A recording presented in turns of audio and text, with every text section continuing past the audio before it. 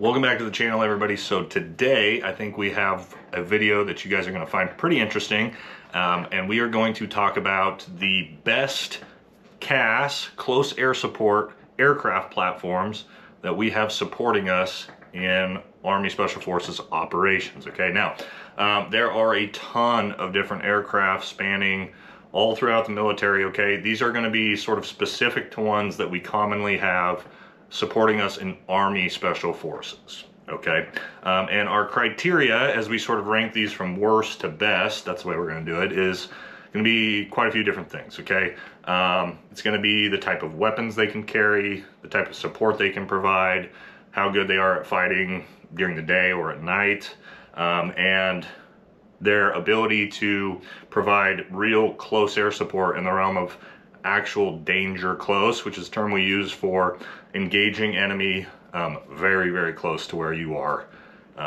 as troops on the ground. Okay, so that's sort of how we're going to rack and stack these as we go. All right, so again, some of these aircraft might surprise you because they're sort of notorious as being the best aircraft that actually really aren't very good at providing support to troops on the ground, and we'll talk about why. Okay, so let's jump right into it. Okay, so we're going to start out with our first two that are on the very bottom for, again, CAS, close air support to ground troops, and that is going to be the F-15 and the F-16 fighter jets. All right, you might be surprised to hear that, as they're sort of the most notorious aircraft in the U.S. military. However, they are really not designed for CAS. When they were built, they were designed really for air-to-air engagements. Okay, they both have a 20 millimeter gun, what we call it, right?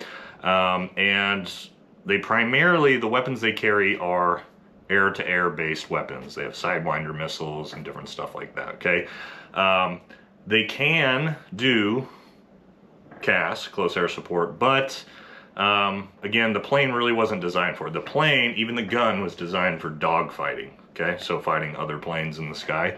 So we had F-15s and F-16s on multiple missions, and a few different times when we really needed them to engage for us because some of our other aircraft platforms were off station refueling, danger close, and a couple times they weren't willing to do it because the pilots really don't trust engaging with the gun air to ground really close to troops, just because, again, the planes weren't designed for it. Again, doesn't mean they're bad aircraft at all. They're incredible for air to air, but for air to ground, they're going to be on the very bottom of our list as we go forward. Okay, so as we move into the next section, it's going to be our two unmanned aerial platforms, our drones, okay, the big drones, which is going to be the MQ-1 Predator drone, okay, and then after that, the MQ-9 Reaper drone. We'll talk a little bit about each one. Okay, the Predator drone, smaller one. The way you can tell the difference between the two, okay, the Predator, the rear prongs face down, okay, the Reaper, the rear prongs face up, okay. So the Predator only carries two AGM-114s, which are known as Hellfire rockets. I'm sure a lot of you have heard what those are. That's the only munitions they typically carry. Their biggest thing is they're a SIGINT, which is a term for intercepting signals and whatnot, a SIGINT capability that we use, okay? So they can monitor cell phone chatter that's going on the ground, radios, walkie-talkie, and relay that information to us on the ground, okay? Very important and very good capability, but again, they really don't do a whole lot with close air support for the most part. The Reaper drone, however, is much, much bigger and carries a pretty substantial payload, okay? It can carry guided bomb munitions, okay? These are munitions that you basically type in a GPS coordinate. You're gonna hear this a bunch of times throughout the video.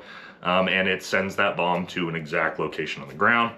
And it has laser guided bombs as well. That's another thing we're gonna talk about, which can be lased from the Predator drone itself with a laser to a spot it's going to hit on the ground, or a JTAC on the ground can laze that into a target as well. Okay, so much better for actually providing close air support than little brother Predator drone. Okay, still pretty limited in that, you know, it's being controlled by an operator sitting in a room in Arizona or something like that. It's not an actual pilot who's surveying and looking at the ground. So not as often that we use it for a close air sport, but it is something that we use from here and there.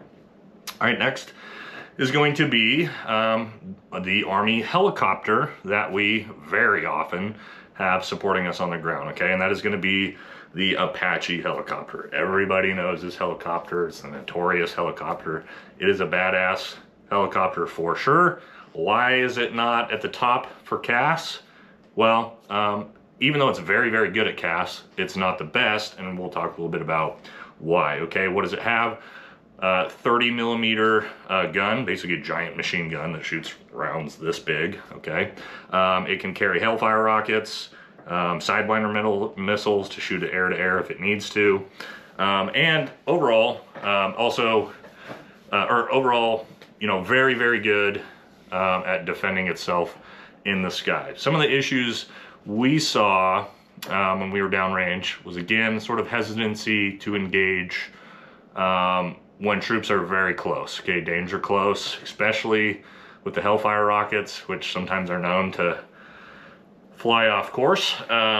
But still, we had Apaches on almost every single operation, and typically they would actually fly us into the target, okay? So as we come in on troops on Blackhawks and Chinooks, usually have an escort of Apache helicopters that defensively bring in the troop carriers, okay? So very, very good CAS platform, but there's two in the arsenal that we use that are going to be better overall, okay? And we're going to talk about those next. Now, these next two, I mean, they're very, very close to which one is better at close air support CAS, okay? So hard choice to make, but at the end of the day, if I had to choose one as the best, well, we'll talk about it in a minute as to which one it is and why, okay? But second best and then near very close first is going to be the A-10 Warthog, okay?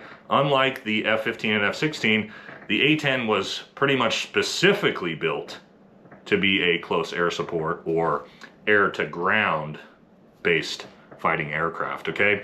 It has the most famous gun in all the aircraft arsenal, and that is the GAU-8. It's a 30 millimeter massive machine gun, basically, that the plane really it's really a gun that a plane was built around to carry into the sky, okay?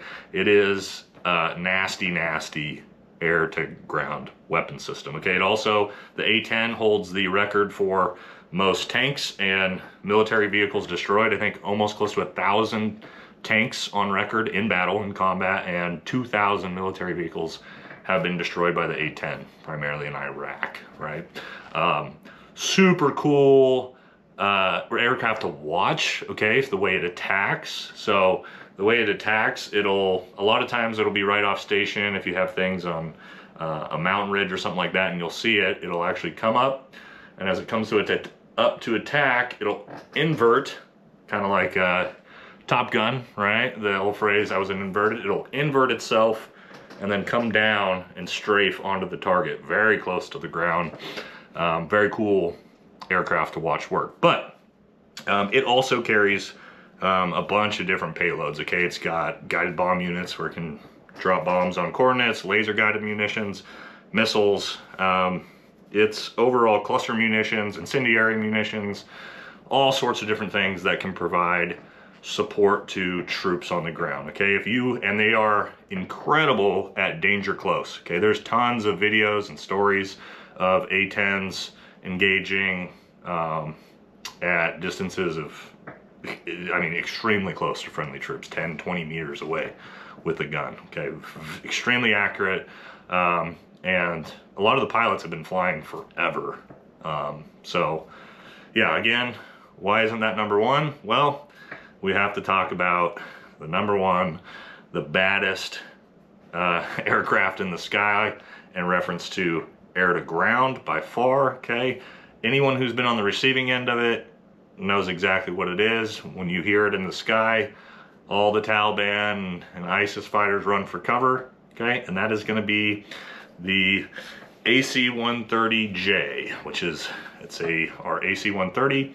It's basically, if you don't know what an AC-130 is, there's a picture of it. It's typically a troop carrier, but we built a massive gunship out of it, okay? It's got two main weapons, right? It's got a 30 millimeter cannon, which is much like what the A10 has, and then it also has a 105 millimeter.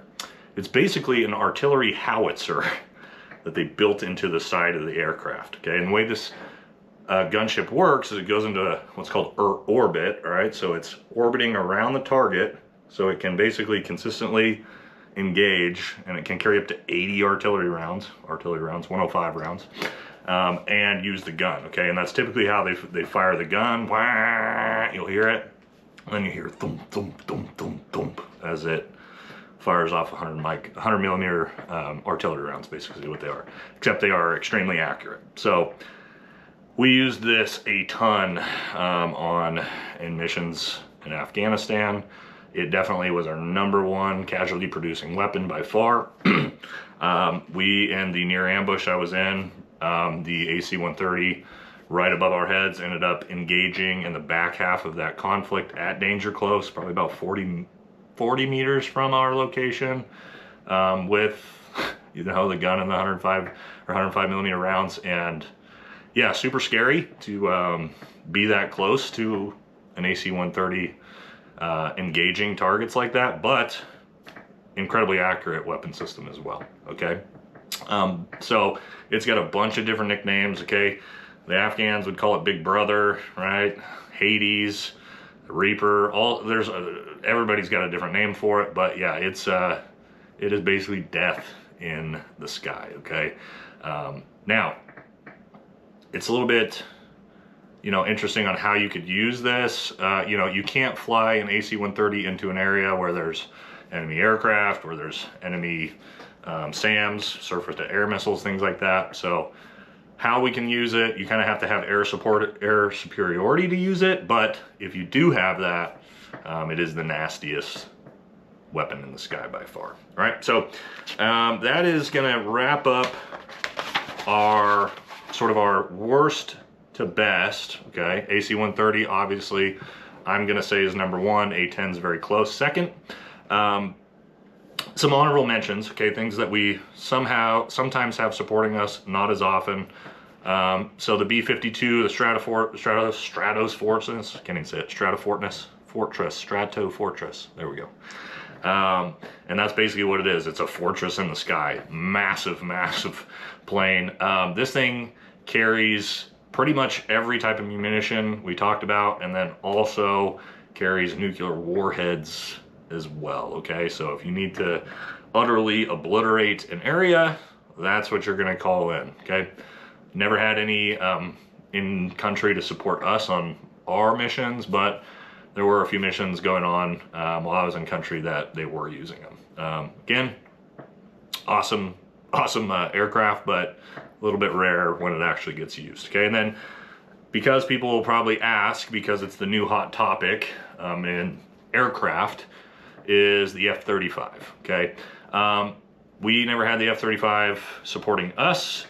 However, the F-35 can do CAS, right? It can shoot air to ground.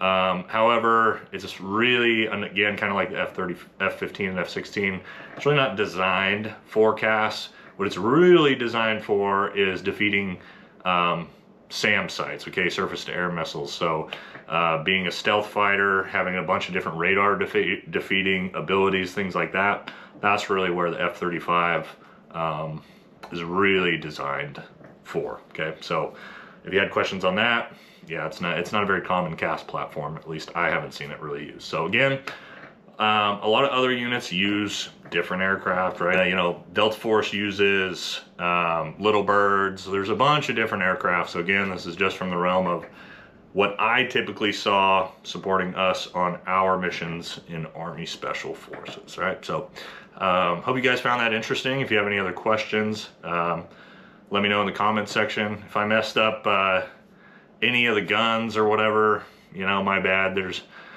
so many different aircraft, and they all carry different things, and there's 100 different bombs and 100 different missiles, right? So hopefully I did that justice off of memory, and yeah, that's gonna do it.